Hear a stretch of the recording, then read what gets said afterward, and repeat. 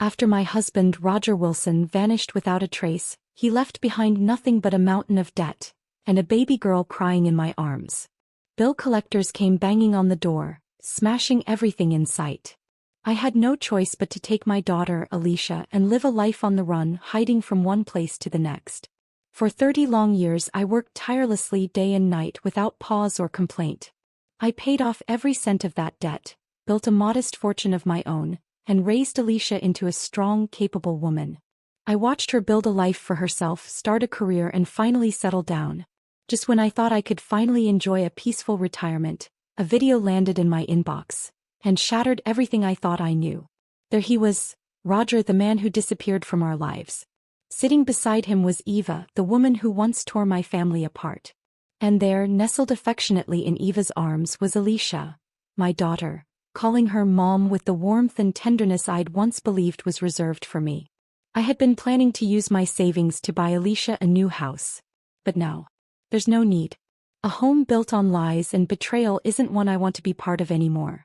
At midnight, Alicia finally came home with her husband Alexander and their daughter, Emma. I heard the noise outside as they walked in. Moments later, Alicia knocked on my bedroom door. "Mom, are you still up? Emma's hungry. If you're not asleep yet, could you fix her something to eat?" I had been waiting all evening. I had good news I couldn't wait to share with them. As I responded to Alicia and started getting out of bed to put on my shoes, my phone buzzed on the nightstand. Without thinking, I picked it up. It was a message from my longtime friend, Maria. "I ran into them today, you have to know."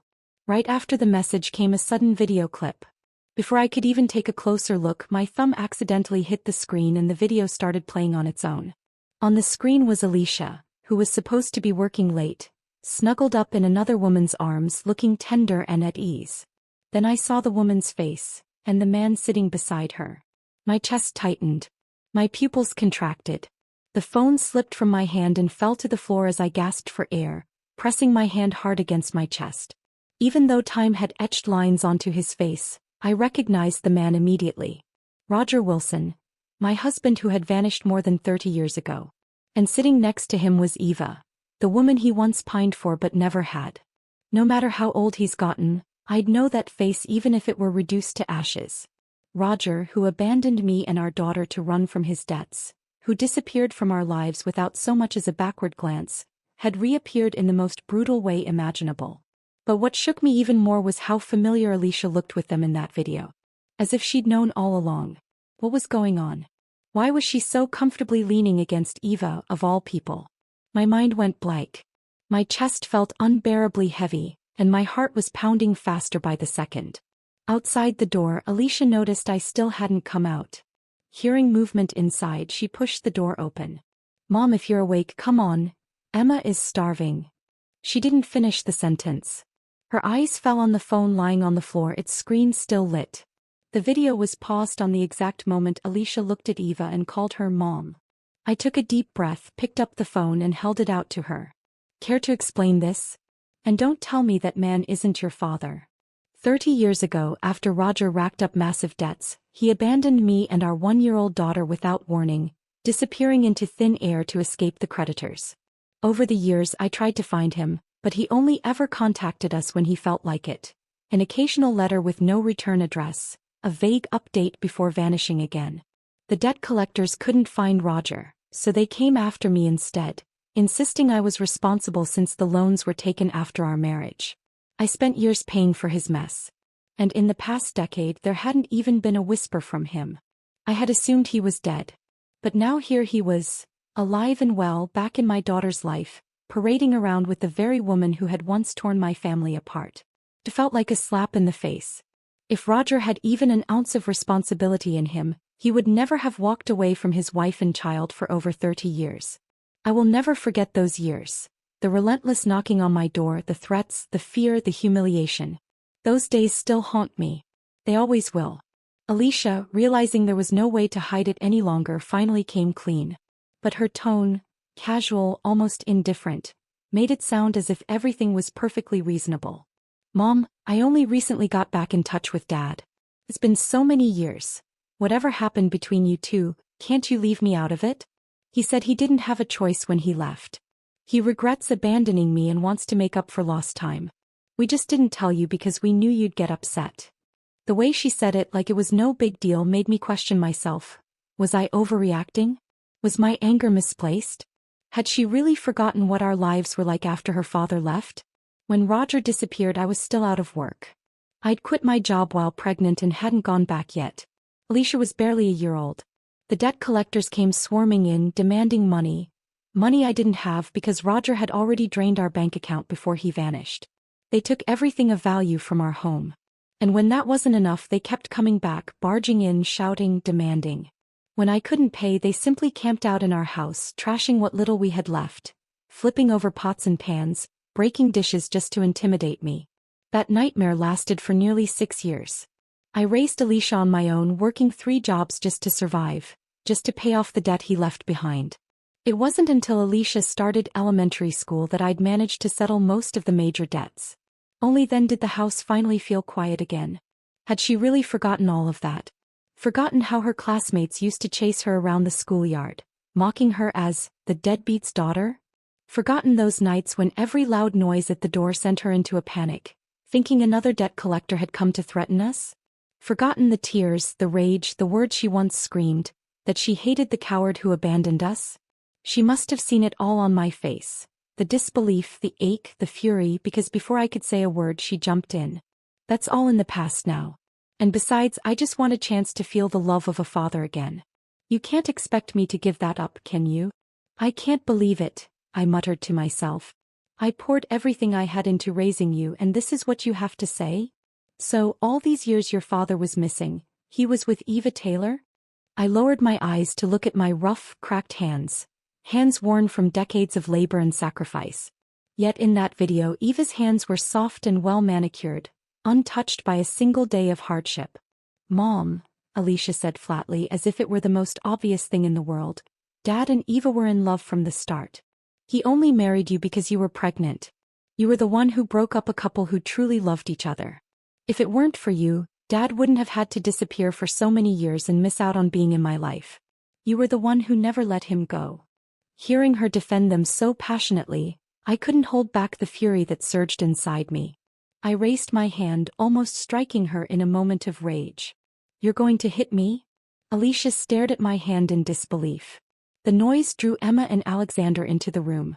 Emma didn't hesitate, she ran straight toward me, throwing her tiny fists against my legs over and over, shouting with each hit. You're a bad grandma. I hate you. You're mean to my mom. You're a terrible, awful grandma. I like Eva better. I don't like you, you're old and ugly. Alexander stood there awkwardly, making no attempt to stop her. My heart sank. In that moment it hit me, cruel and clear. To them I'd always been nothing more than an outsider in this house. I was the one who raised Alicia single-handedly. When she got married and threw herself into her career, it was only natural she called me to help raise Emma.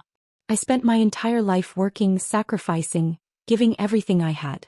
And in the end I raised 2 thankless souls. I reached out to gently push Emma away. I barely touched her, but she stumbled and fell on her backside, bursting into a dramatic ear-piercing wail.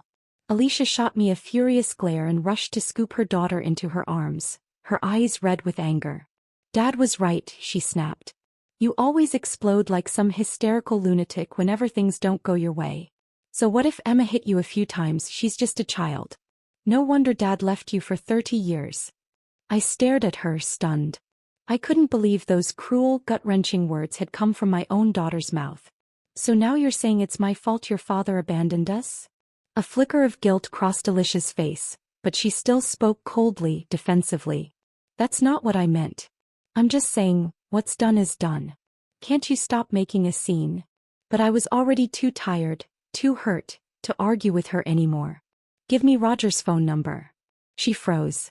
Her whole posture changed, suddenly alert, guarded, suspicious. Mom, you're not planning to go after Dad and Eva, are you?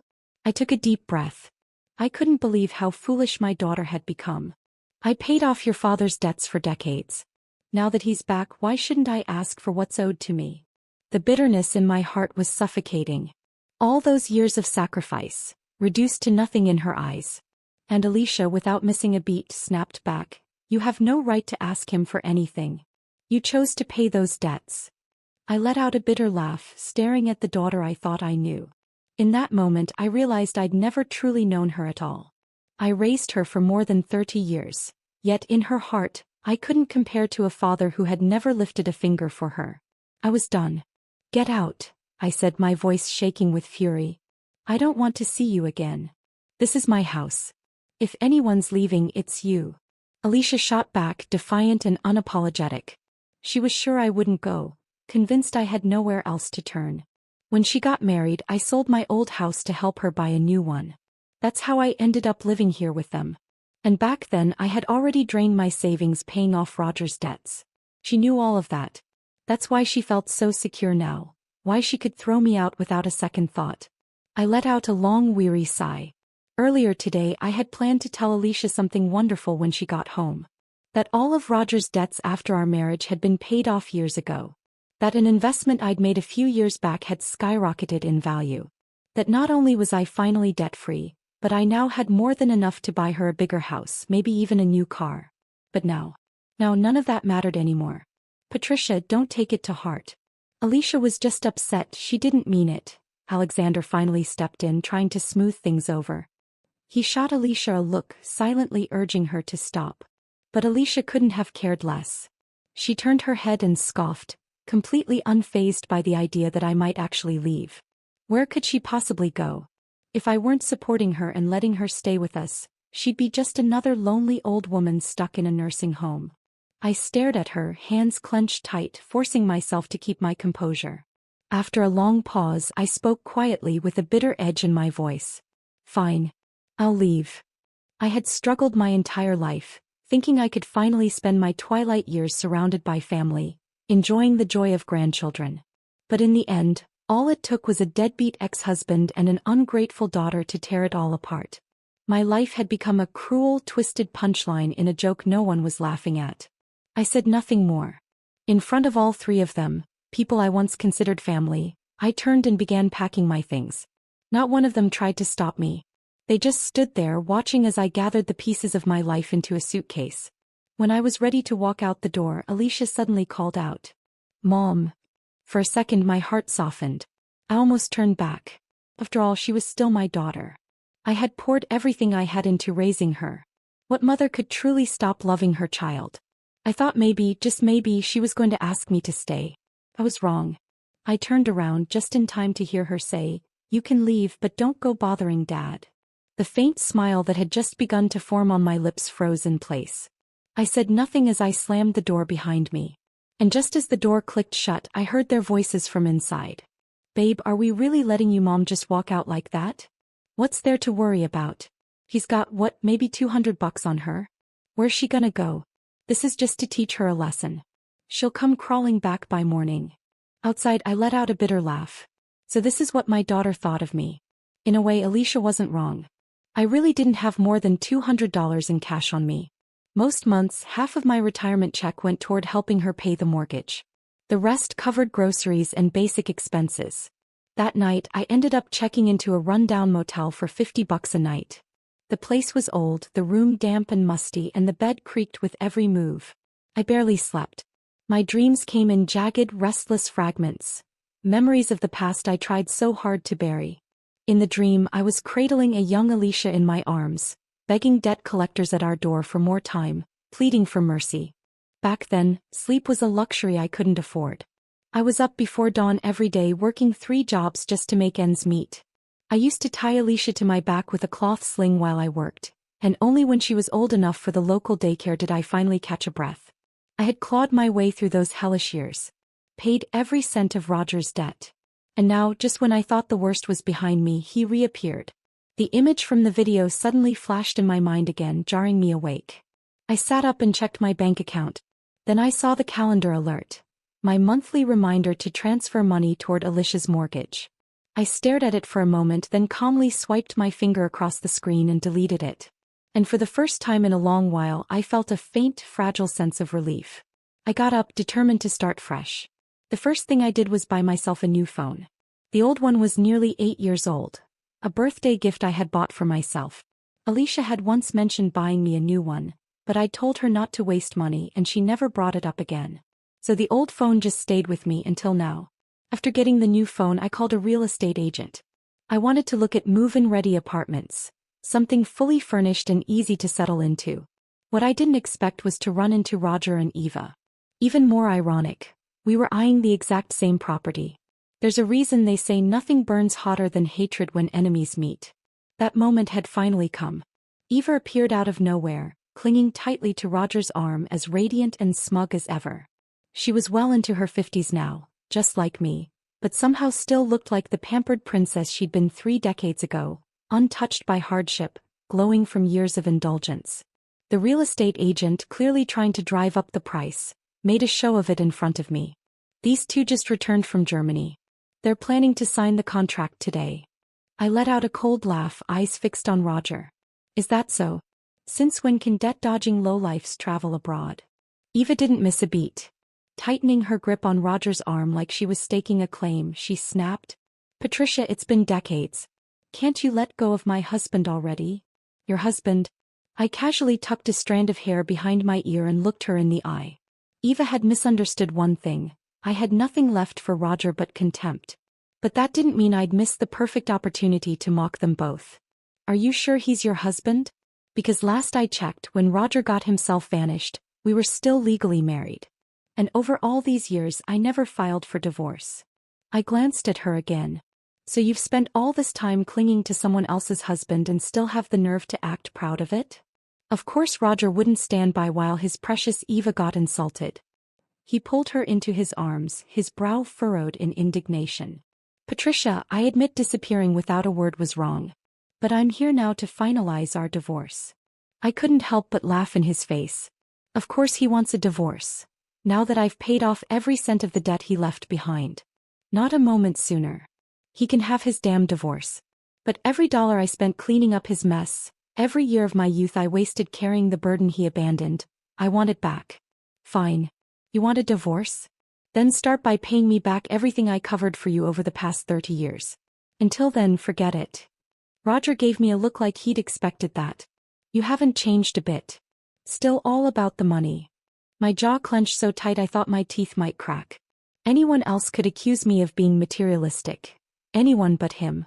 A man who vanished after saddling me with his debts, who left a new mother to fend for herself against a storm of creditors, had no right to say a damn word. All the years of humiliation, sacrifice, and silent rage erupted in that moment. My eyes locked onto a broom leaning against the wall of the backyard patio. In one stride I grabbed it and charged straight toward Roger. You bastard. Who the hell do you think you are, judging me? You've got the nerve to come back now? I suffered for you, slaved away for you, picked up every broken piece you left behind, while you played house with your mistress. 30 years you were gone. Why didn't you just stay dead? I seemed to be losing all control, swinging the broom with everything I had, fury pouring out with every strike. Roger darted around the room, stumbling and dodging, completely overwhelmed. No one dared stop me. Not until I finally let out some of my anger and stood there, panting and shaking with rage. And just then, right at that moment, Alicia walked in. Mom, what are you doing? Alicia rushed to Roger's side, shielding him like he was the one being attacked, her face full of concern for him, and nothing but disgust and fury when she looked at me. Since the moment I left home yesterday, she hadn't sent a single message. Not one word of concern. But now for Roger, she'd shown up in the middle of the workday, dropping everything. Father and daughter stood united, while Eva, who'd been content to stand by smugly just moments ago, now casually sauntered over. Almost as if to provoke me further, Alicia deliberately slipped her arm through Eva's and leaned against her with exaggerated intimacy. Look at yourself, Mom, she snapped. Look at the scene you're making. Eva is so gentle and graceful, and you're acting like some shrieking lunatic. She glanced around the room sharply, then added in a suspicious tone, Did you follow Dad here on purpose just because you found out he was buying this house? Buying a house. Only then did I remember why I was here in the first place. I glanced apologetically at the young real estate agent who'd come along with me. Ignoring Alicia completely, I pulled out my bank card and handed it to the agent. I'll take the house. We can finalize the payment and sign the contract now. And please, kindly ask these irrelevant people to leave my home. The real estate manager blinked, stunned by my decisiveness and apparent wealth. He hesitated, unsure whether to accept the card. Ma'am, don't you want to negotiate the price with the seller first? Alicia let out a laugh, thinking I was bluffing. Mom, please. You barely have $200 to your name. Stop pretending to be some high roller. Don't waste their time. Dad's already planning to buy this place. Eva too looked at me with open disdain. Patricia, all these years and you're still the same, always needing to win, always so obsessed with saving face. I had no intention of telling Alicia about my investments, how they'd surged in value, or that her mortgage was now in danger of default because I wasn't paying it anymore. Instead, I simply pointed at Roger. Of course I have money. Every cent of debt I paid for Roger over the years. I remember it all. If he wants a divorce, he can pay me back first. The young agent beside me, clearly uncomfortable with how they were treating me, chimed in on my behalf. If they were never legally divorced, she could file a claim and demand compensation for all those years of marital assets.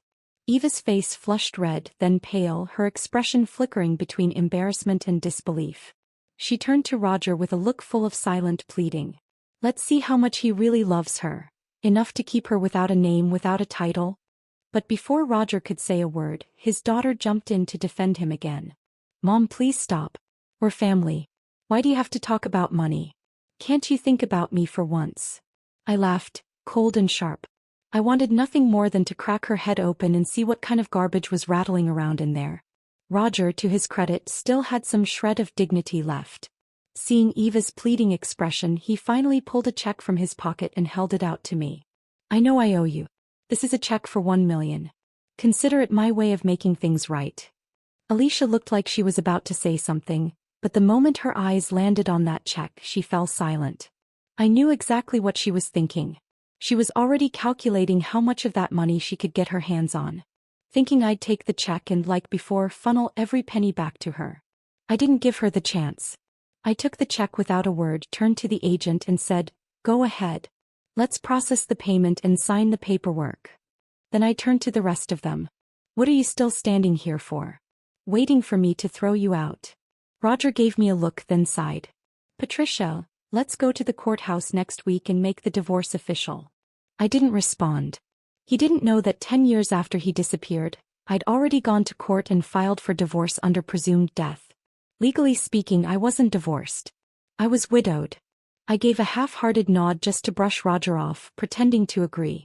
Once he and Eva left, Alicia, realizing I had no intention of talking to her, turned around and walked away too. Though the apartment was fully furnished and ready to move in, there were still plenty of essentials that needed to be bought. Thankfully, the young real estate agent who'd helped me earlier stayed behind and took care of everything, running around with me from room to room helping unpack and organize. By the time everything was finally in place, it was already past midnight. Watching her drenched in sweat, working tirelessly without complaint, I felt a pang of guilt. She was about the same age as my daughter, and yet, what a world of difference. How did I end up raising such an ungrateful child? I asked the young woman for her contact information and told her to give me a bank account number so I could transfer her an extra $1,000 as a thank you. But she firmly refused. Said her commission was more than enough and that she couldn't accept any more. I insisted, but she wouldn't budge. Eventually I gave up. After seeing her off, I took a long shower and finally stretched out on the new Simmons mattress I'd just bought. It was soft and plush, far more comfortable than the old worn-out bed I'd slept on for years. For the first time in a long while, I slept deeply. No dreams. Just peace. The next morning I was jolted awake by a loud, relentless banging at the front door. So loud it sounded like someone was trying to punch a hole straight through it. I didn't open it right away. Instead, I peered through the peephole. There they were, Alicia, Alexander, and little Emma, standing at my door with several suitcases and bags in tow. "Mom, is this really going to be our new home?" Emma asked sweetly, eyes wide with wonder. Alicia knelt down and gently stroked her hair. "Of course it is, baby. This is Grandma's house. And from now on it'll be ours too." Emma looked a little puzzled. "But, Mommy, didn't you say you don't like Grandma? Why are we living with her now?" Alicia's expression froze for a second. Then she quickly cupped her hand over Emma's mouth and lowered her voice. "You can't say that in front of your grandma, okay? And besides, I'm her only daughter. All her money will be mine eventually. Why should she live in this big house alone while we squeeze into that tiny old place? Even through the door, her words made my stomach turn.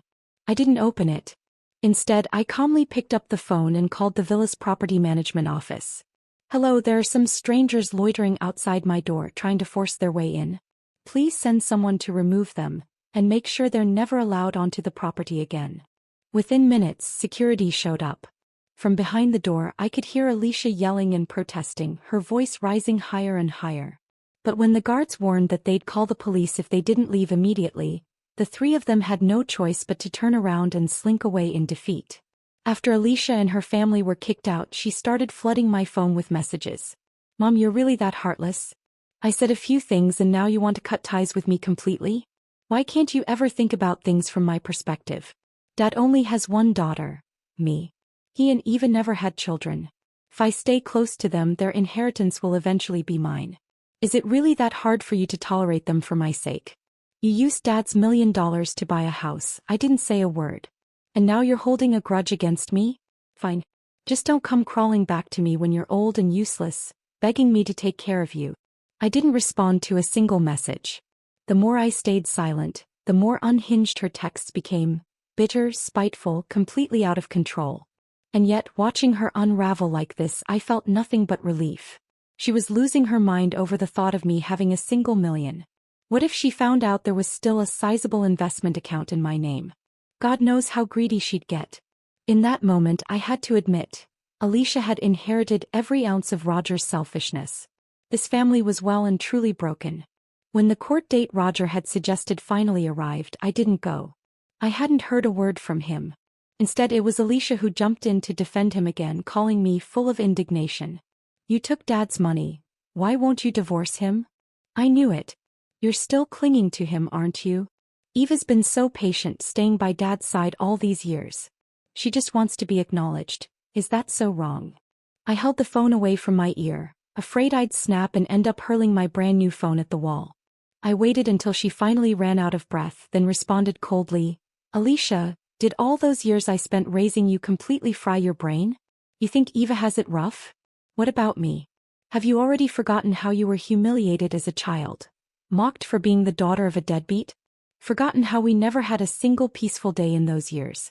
While your father lived a carefree life with his mistress, I was the one paying off every cent he owed, working myself into the ground, raising you on my own. You really think that was easy? She was quiet for a few moments on the other end. But her voice came back, still full of resentment. But that's all in the past, isn't it? No matter what, he's still my father by blood. Eva is kind, she's just trying to keep the family together. What's so wrong about wanting that? That was it for me. The last straw. I laughed coldly. Kind? You really think Eva's a saint? You think it's a coincidence they suddenly showed up again? Now, after I've paid off everything and built a comfortable life? She's cozying up to you because she sees you as a ticket to an easier future. She knows I was the one who did all the dirty work and now she wants to enjoy the rewards. Through you. Think about it. Why else would a woman be so eager to bond with her old rival's daughter?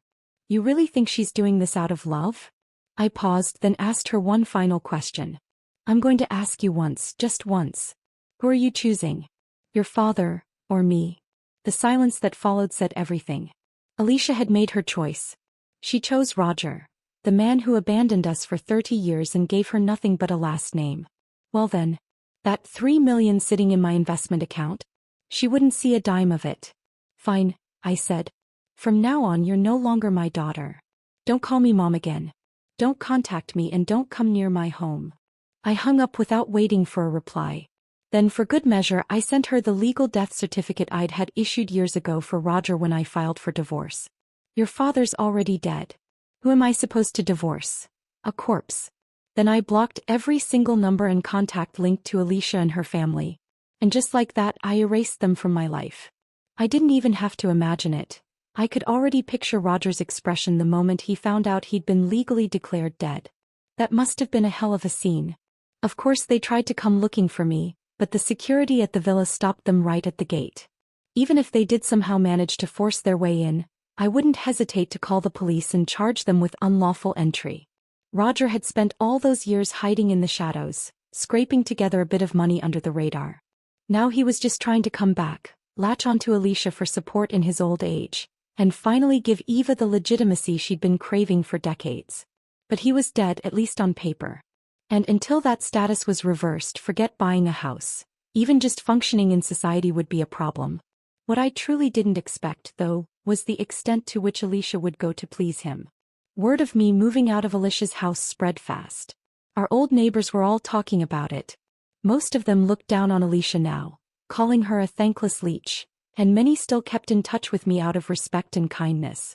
So naturally, I heard everything about what was happening on their end. Turns out, since Roger couldn't purchase a home under his current dead status, Alicia invited him and Eva to live in her place. Maria, my old neighbor, called me the second she found out. Alicia is unbelievable. If she were my daughter, I swear I'd have disowned her by now. Patricia, don't let it get to you. Just treat her like she never existed. You're better off without her, truly. I assured Maria I was fine, made some small talk to lighten the mood, and hung up. Alicia really had no shame, bringing them into her home like that. Let her enjoy the consequences of her choices. When she finally realizes what she gave up, it'll be far too late. What she doesn't know is that Roger still had an outstanding debt of nearly $1 million from years ago. A personal loan that legally I was never responsible for repaying. That debt had remained dormant all this time. So, of course, I did the responsible thing. I kindly informed the creditors that Roger, the infamous runaway debtor, had resurfaced. After that, I hired an attorney and finalized my will. Everything I own, my savings, my properties, will be handed over to a charitable trust after my passing. It will be managed professionally and donated to those in need. Alicia won't see a single cent. Once all that was settled, I booked myself a luxury travel package and set off on a months-long journey across the country. I'd spent my entire life sacrificing for others. First paying off debts, then raising Alicia, then helping care for Emma. I worked endlessly, never pausing to live for myself. Now, at nearly 60, I finally had nothing and no one left to hold me back. So I made a promise to myself. I would no longer live in service of anyone else's needs or expectations. From now on, my life was mine alone. With money and time on my side, I did whatever I pleased. I traveled from coast to coast, saw breathtaking landscapes, and realized just how vast and beautiful life could be. I used to think my world revolved around my little family, that I would spend my twilight years helping Alicia, cleaning up after her life. What a joke that had been. On my journey, I met people just like me, strong women who had also been betrayed by ungrateful children. They too had chosen freedom over frustration, and we laughed, shared stories, and enjoyed life together. After 3 months, I finally returned home, exhausted but fulfilled. Age was catching up to me, and all the travel had left me a little worn out. The first thing I did upon returning was schedule a full medical checkup. Time to start taking care of myself for real. But just as I was heading into the hospital, I ran into Alicia. She stormed up to me, blocking the entrance, her face twisted with rage, not caring who was watching. "Mom, why didn't you tell me Dad's debts weren't paid off? You took his money, how could you? Do you know what kind of mess this has caused? Those people came straight to our house. What's Alexander supposed to think of me now? What does he think of Dad? And now, I want you to take that $1 million and use it to put the house in your name so we can all live together again. If you do that, I'll let the past go, we'll call it even." Unbelievable. She really thought she could just waltz back into my life, reassign my assets, and write off everything she did like it was nothing. She wanted that money. Over my dead body. Alicia, you made your choice. You and Roger are a family now. I told you already, I no longer have a daughter. Even as I faced the daughter I once held so dearly, I forced myself to stay calm. She wasn't worth my anger, and I had no intention of letting her drain another ounce of my energy. She faltered the moment she saw my indifference. Her confidence, the arrogance she always wore like armor, suddenly cracked. Because deep down she'd always believed I would never truly abandon her. That was the root of her boldness. The cruel words, the betrayal, the manipulation, she never feared the consequences.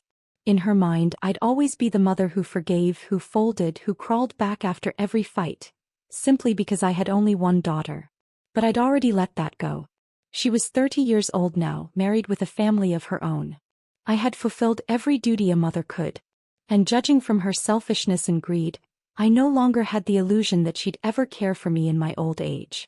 If one day I really did grow too old to manage, I'd simply take my money and check into the finest retirement home I could find. Mom, her voice softened. I'm sorry, okay? I was wrong. I shouldn't have picked a fight with you over Dad. Please don't be angry anymore. Forgive me, will you? She said all the right words, but there wasn't a trace of guilt in her eyes. None. Just calculation. And let's be clear, I never said she couldn't reconnect with Roger. That was her own projection, her own guilt, her own paranoia. What I couldn't accept was how easily she could tell me to get out of her house. How quickly she could wrap her arms around the woman who shattered our family as if I, her mother, had never existed. You're not the one who's wrong, I said quietly. The mistake was mine for not raising you better. She flushed with embarrassment, her expression twisting with frustration. I knew what she was thinking. Why isn't she forgiving me? Why isn't this playing out like it always has? She thought one apology would be enough. That I'd fall right back into my old role. Humble, forgiving, desperate to patch things up. But I wasn't that woman anymore. I sighed, then decided it was better to lay everything on the table. Let me make it simple for you. Even if I forgave you, you still wouldn't get a dime. I've already written my will. Every dollar, every property I own will go to charity after I die. It'll fund education for underprivileged children, kids who actually deserve a chance. So if you've got time to chase after my money, maybe put it toward doing something meaningful with your life. And as for your precious father, that $1 million he gave me? That was my rightful compensation. I'm not giving it back, not now, not ever. And don't forget, he still has over $1 million in debt. That's his personal responsibility, not mine. He wanted to buy a mansion, didn't he? Let's see if he's really as rich as he claims. Surely a successful man like him wouldn't be scrambling over a few $100,000, right? Alicia's face went pale the second I mentioned the will. You wrote a will? Who said you could do that? How could you be so selfish? Mom, why are you doing this to me? That's still my father's money. It should have been mine in the end. You're just hoarding it to make me suffer. She was practically shrieking, like I'd robbed her of something she was entitled to, like I was some heartless villain, instead of the mother who had sacrificed everything for her. Think whatever you want, I said flatly. I was done wasting breath. I'd waited weeks for this appointment at one of the top private hospitals in the city. If I didn't check in soon, I'd miss my slot entirely. I brushed past her and walked toward the entrance, not even glancing back. Alicia stood there, fuming, stomping her foot in frustration, but all she could do was glare at my back as I walked away, calm, composed, and finally free. By the time I finished my full-body checkup, the sky had already begun to darken. Thankfully, nothing serious showed up, just years of accumulated fatigue and internal strain that needed time, rest, and proper care to heal. When I stepped out of the hospital, Alicia was long gone from where she had been earlier. I didn't think twice about it. I assumed now that everything had been made perfectly clear she would finally give up. But I underestimated her persistence. This time she brought Emma along, thinking that a child's presence might soften me. Since they still couldn't get past the gates of the villa community, they waited outside, hoping to intercept me. Grandma, I missed you so much. Emma's sweet little voice rang out the moment she saw me. She smiled brightly and came running toward me, arms outstretched. But that smile, the same one I'd once found so endearing, now only reminded me of the day she screamed how much she hated me, parroting her mother's disdain. I didn't respond the way they expected. Instead of opening my arms to catch her, I quietly shifted to the side. Emma stumbled forward, missing her mark, nearly falling. She turned to me in confusion, clearly startled. Maybe she was too young to understand what had just happened, or maybe she'd simply forgotten all of Alicia's rehearsed instructions. And then, as expected, the mask fell. She burst into tears and screamed, no longer pretending to be sweet. Bad grandma. I don't like you. I hate you. I never want to see you again. Alicia rushed to her side, quickly covering her mouth, forcing a smile at me. Mom, she's just a kid, she doesn't mean any of that. She was saying how much she missed you before we came. Emma kept crying for a while before finally quieting down, her small face still scowling at me with resentment. Children don't know how to lie, not really. It was clear that under Alicia and Alexander's influence, she'd long stopped seeing me as her grandmother. And yet I was the one who fed her bottles, changed her diapers, stayed up at night to comfort her. I had no patience left. I didn't even want to look at them anymore. Don't come looking for me again, I said coldly. I've told you already, you're not getting a single cent from me. But Alicia, instead of walking away, suddenly dropped to her knees in front of me, her eyes red and swollen. I was caught completely off guard. What the hell are you doing? Even if you kneel, it won't change a thing. Mom, her voice broke and tears finally started pouring down her face. Something happened. Everything's fallen apart. Dad took Eva and ran off with all our savings. Every penny. Alexander said, if I can't get the money back, he's going to divorce me. When the debt collector, who had long written off the possibility of ever seeing that money again, found out Roger was back, of course he came knocking. At first, Roger played the part of a reformed man. Said he'd made it in business, said he could absolutely repay the debt. The collector, taken in by his polished appearance and confident words, gave him a few days' grace. But the truth was, Roger didn't have that kind of money. If he did, he wouldn't have been mooching off Alicia in the first place. It didn't take long before the debt collector realized he'd been duped again. Roger clearly had no intention of paying anything back. He was even preparing to disappear, just like he had all those years ago. Panic set in. The collector began showing up at Alicia's doorstep every day, shouting and demanding repayment, turning their household into chaos. That's when Roger got desperate. He came crawling to me, trying to get back the $1 million check he'd given me. Patricia, come on, we were married once. Just give me that money back for now. I swear I'll return it when things settle down. He spoke with the kind of humility he hadn't shown in years. No longer the smug man I'd seen standing next to Eva at the open house. I looked at him and felt nothing but contempt. The same man who had vanished for 3 decades, leaving me to drown in his debts while he lived blissfully with his mistress, now had the audacity to ask for a favor? What a joke. If you want me to consider it, Roger, get on your knees and apologize. It was a cruel little jab, a sarcastic throwaway line. But to my surprise, he actually did it. He dropped to his knees and begged, shame and desperation etched into his face. I glanced toward Eva and raised my brows. She should kneel too. She's been enjoying the good life all these years while I was stuck cleaning up your mess. A little bow of apology from her wouldn't be too much, don't you think? Roger's pride twisted in his face, but he turned to Eva and said through gritted teeth, Eva, just do it. For me. For us. Eva's face flushed red, then white, her lips trembling in outrage.